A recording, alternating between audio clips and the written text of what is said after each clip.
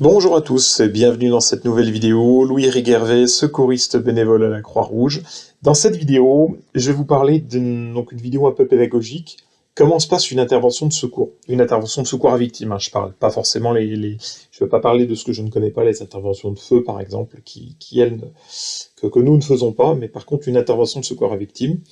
Donc vous avez par exemple appelé les secours, donc le 15 qui est le SAMU ou le 18 les pompiers, ou le 112 qui est le numéro qui en France atterrit soit chez l'un soit chez l'autre, qui est un numéro d'urgence européen.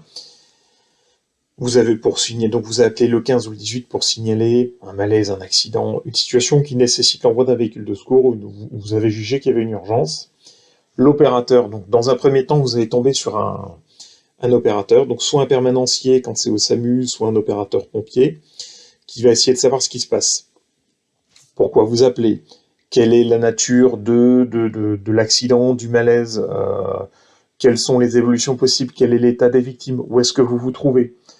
L'opérateur va essayer de faire un premier tri d'abord. Lui, son but quand il décroche, c'est de se dire, bon, est-ce qu'il y a urgence? Pas urgence. Est-ce que je dois faire partir un moyen de secours tout de suite ou pas? Si vous appelez en disant, par exemple, il y a quelqu'un qui vient de s'écrouler dans la rue, il respire plus, je sens plus son pouls, d'emblée l'opérateur, il va juste vous demander où vous vous trouvez, éventuellement l'âge estimatif de la personne, et il va vous faire partir les moyens qui vont bien. À l'inverse, si vous appelez en disant j'ai ma maman qui est pas bien, il arrive ça, dans ces cas-là, l'opérateur va souvent passer l'appel à un médecin du SAMU, qui va lui essayer de juger la gravité, savoir quoi faire. Est-ce que vous gardez la personne à domicile? Est-ce que vous lui envoyez une équipe de secours, une ambulance privée pour la transporter? Est-ce que vous l'orientez vers un centre de soins? Des fois, on voit des centres médicaux qui sont ouverts jusqu'à minuit, 1h du matin. Voilà, qu'est-ce qu'on fait? Ou carrément, est-ce qu'on envoie un SMUR parce que c'est grave? Donc vous avez appelé les secours, vous avez demandé à ce qu'on vous envoie un moyen, donc d'emblée vous avez répondu à tous les critères, je dirais, toutes les questions qu'on vous a posées. L'équipe de secours se met en route, donc nous on arrive gyrodoton, c'est-à-dire avec le gyrophare allumé, sirène hurlante. On arrive donc soit à domicile, soit sur voie publique, ou alors dans des restaurants, dans des caves, dans des parkings, dans des magasins, on peut intervenir. L'idée pour nous, tout de suite quand on arrive, c'est de savoir dans les 2-3 premières minutes, qu'est-ce qui se passe? Est-ce que les moyens de secours sont suffisants? C'est-à-dire, quel est le nombre de victimes finalement? Quel est l'état potentiel des victimes? Comment la situation va-t-elle évoluer? Et le cas échéant, est-ce qu'on a besoin de faire appel à du monde en plus? Je vous prends un exemple très simple. Vous intervenez à domicile.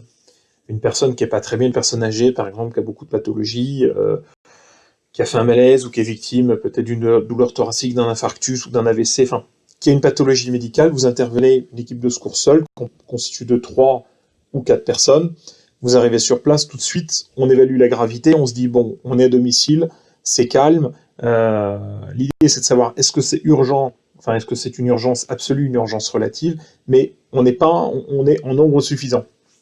L'équipe de secours, elle seule suffira. Il y a peut-être, alors suivant la gravité, l'urgence médicale, ça peut nécessiter de faire appel au SAMU plus tard, mais ce que je veux dire, c'est qu'on n'est pas en surnombre. À l'inverse, vous arrivez sur un accident, moi ça m'est arrivé des fois, 2, 3, 4 véhicules, j'étais le premier, motif de l'appel, accident de la circulation, pas plus d'infos, donc il faut savoir que j'avais une feuille avec accident de circulation, telle adresse, pas plus d'infos. On me dit 3 véhicules. Là, effectivement, on constate qu'il y a des familles, il y a un incarcéré par-ci, il y a une victime en urgence absolue par-là. C'est pas tout à fait la même chose, quoi. Et là, on sait qu'il va falloir demander un volume de moyens supplémentaires pour qu'il y ait des copains et la cavalerie qui rappliquent pour qu'on puisse gérer tout ce beau monde. Donc ça, c'est la première chose. Donc, quand on arrive sur l'intervention, l'idée, c'est, je me positionne, enfin, quand je suis chef d'intervention, c'est de savoir tout de suite qu'est-ce qui se passe. Est-ce que les secours sont suffisants? Et quelle est l'évolution possible de la situation? Voilà. Ensuite, ce qu'on va faire, c'est que souvent, on va poser beaucoup de questions. Alors là, je vais me mettre dans le cas d'un malaise à domicile, par exemple, parce que c'est ce qu'on fait, 80% des interventions, ça se passe à domicile. On va souvent poser des questions, on va se renseigner sur la personne, sur ce qu'elle a, pourquoi, est-ce qu'elle est tombée, est-ce que c'est un traumatisme, est-ce que c'est une maladie, une pathologie médicale autre. Et l'idée derrière, ça va être entre guillemets, prendre une photo de la scène et de remonter ce qui se passe à un médecin. Donc on va faire un bilan, on va faire ce qu'on appelle un bilan. On va prendre des paramètres vitaux, le pouls, la tension, la respiration, le taux d'oxygène dans le sang, on va regarder s'il y a des signes d'urgence vitale, des sueurs, des pâleurs, est-ce que la personne a du mal à respirer, et on va orienter le bilan en fonction de ce qu'on voit derrière nous. C'est le rôle du chef d'intervention d'appeler le médecin du SAMU, ou quand on est chez les pompiers, c'est la coordination médicale des pompiers de Paris, mais ça revient exactement au même, et de lui expliquer ce qui se passe. Et le médecin souvent va nous dire, il va nous donner un ordre, bah, tu la laisses là, ou alors tu la transportes à l'hôpital, ce qui se passe dans 80% des cas, ou alors de temps en temps, bah écoute, c'est trop grave, je t'envoie un SMUR.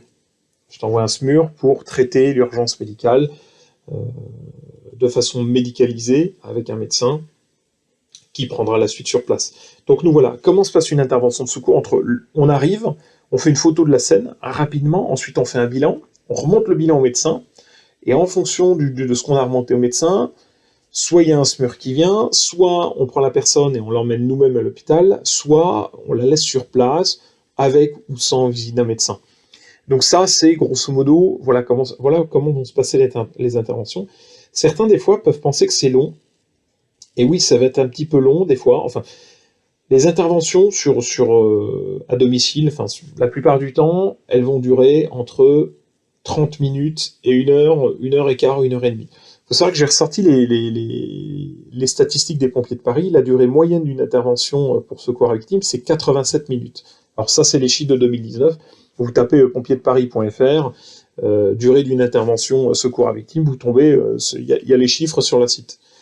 Donc 87 minutes, ça fait 1 heure et quart. Donc ça veut dire qu'entre le moment où un moyen de secours pompier qui part pour du secours à victime est sonné, enfin entre le moment où il y a l'opérateur qui décroche pour envoyer un véhicule de secours et le moment où le véhicule se remet disponible, après avoir fait toute l'intervention, il s'est écoulé généralement 1 heure et quart en moyenne. Donc c'est pas déconnant.